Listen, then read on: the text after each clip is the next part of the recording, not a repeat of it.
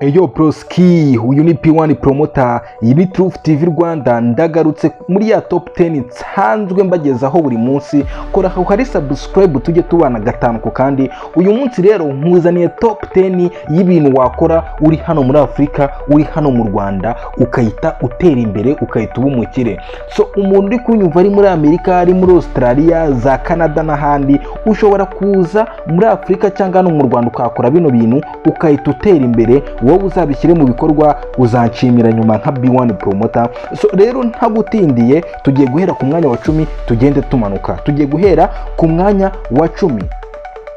Ku mwanya wa 10 turasanga ubucuruzi bw'ingufu n'amashanyarazi, energy sector. Aha ngaha kubaka ibikorwa by'ingufu cyane cyane izituruka ku bidukikije nk'izuba, solar energy cyangwa ingufu z'amazi, hydropower, ni inzira yo gutanga serivisi zikenewe kandi bitanga inyungu nini mu gihe kirekire. Urumva rero ku mwanya wa 10 business ni iyo ngiyo, ubucuruzi bw'ingufu n'amashanyarazi, energy sector. Ku mwanya wa 9 rero turahasanga ubucuruzi bw'imyenda n'ibikoresho, retail business.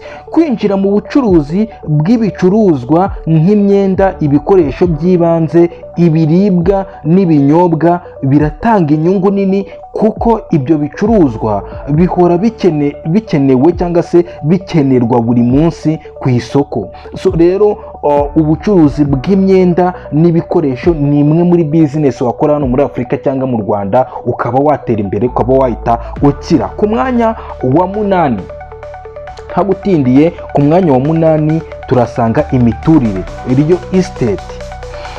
Gushora imari mu miturire, kubaka amazu, inyubako z'ubucuruzi, imidugudu, ni uburyo bukomeye bwo kugera ku bukire, kuko icyifuzo cy'imiturire gikomeje kwiyongera cyane mu mijyi myinshi ya Afrika. Urumva imijyi myinshi ya Afrika irinjiramo abantu bavuye mu byaro. So rero umuntu uzashora amafaranga ye muri real estate, imiturire, amafaranga agiye kuyora, kandi izi nama nuzikurikiza uzaze unshimire nyuma. Ku mwanya wa 7 turasanga ubucuruzi bw'ubwikorezi, transport and logistics. Kubaka no guteza imbere serivisi z'ubwikorezi nk'imodoka zitwara ibicuruzwa, amakamyo cyangwa indege, byafasha mu kuzamura ubukire, kuko ubwikorezi bw'ibintu n'abantu bukenerwa cyane muri iyi minsi, habe muri Afrika, habe hano mu Rwanda. Iyo ni business washoramo amafaranga yawe ukazaza ukanshimira nyuma. Ku mwanya wa 6 kugira umwuka w'ubushakashatsi n'udushya, innovation cyangwa se creative. Gushaka uburyo bushya bwo gukemura ibibazo bihari, nk'uburyo bwiza bwo gutwara abantu, kugabanya ubushomeri cyangwa guhanga inganda nshya, ni imbarutso yo kubaka ubukungu bukomeye.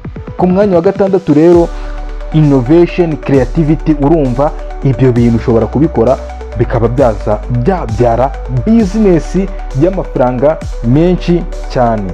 Ku mwanya wa 5 turahasanga ubucuruzi bwo mu ikoranabuhanga, tech entrepreneurship. Tech entrepreneurship, ikoranabuhanga ririmo inzira nziza yo kwihangira imirimo mu bijyanye no gukora porogaramu, gutanga serivisi z'ikoranabuhanga, IT and service, n'imbuga za interineti zifasha mu bucuruzi, kubaka serivisi z'ikoranabuhanga zigamije gukemura ibibazo by'abaturage nka mobile banking cyangwa e-commerce, byatanga inyungu nyinshi. Ku mwanya wa 4 ntagutindiye, ariko wibuke gukora kuri subscribe no kuri iyo nzogera kugira ngo tujye tubana gatanu ku kandi. Ku mwanya wa 4 gushora imari mu by'amabuye y'agaciro, mining. Afrika ifite umutungo kamere w'amabuye y'agaciro nka zahabu, diyama, koruta n'andi mabuye menshi. Gushora imari muri iri shoramari ririmo inyungu nyinshi cyane. Wowe bigerageze, ndabizi ko uzaza kandi ati B1 wangiriye inama nziza. Aho hari ku mwanya wa 4. Ntagutindiye, ku mwanya wa 3 turasanga gushora imari mu bukerarugendo, tourism. Afurika ifite ahantu nyaburanga henshi hakurura ba mukerarugendo, kubaka amahoteli, gutanga serivisi zijyanye no kuyobora ba mukerarugendo, gutegura ibikorwa by'ubukerarugendo bishobora gutuma umuntu aba umukire hano muri Afurika, kubera yuko ni bizinesi ifite amamiliyaridi menshi y'amafaranga.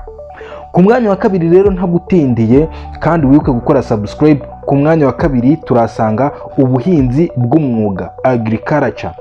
Ubuhinzi bufite ikoranabuhanga rigezweho n'uburyo bwo guhunika umusaruro agroprocessing butanga amahirwe akomeye cyane cyane mu bihugu bifite ubutaka bwiza. Guhinga ibihingwa bifite agaciro kanini ku isoko nk'ikawa, icyayi, soya n'imbuto zitandukanye birashobora cyangwa se bishobora kunguka cyane, bikaba byakubyarira amafaranga atagira ingano hano muri Afurika ndetse na hano mu Rwanda by'umwihariko. Kora subscribe tujye tubona gatanu ku kandi. Iyi ni Truth TV Rwanda. Ku mwanya wa mbere turasanga ubucuruzi bwa serivisi, service industry. Ubucuruzi bwibanda kuri serivisi zinyuranye nka za banki, ubuvuzi, uburezi n'ubukerarugendo burimo amahirwe menshi kuko serivisi nziza zihora zikenewe. Ahangaha rero muhaye umuvuno, ubucuruzi bwa serivisi ni kimwe mu bintu bifite amafaranga hano muri Afurika. Wowe bishoremo imari yawe, ndabizi ko uzaza ukambwira ati B1 waraturabuye, warandabuye, akira ka soda.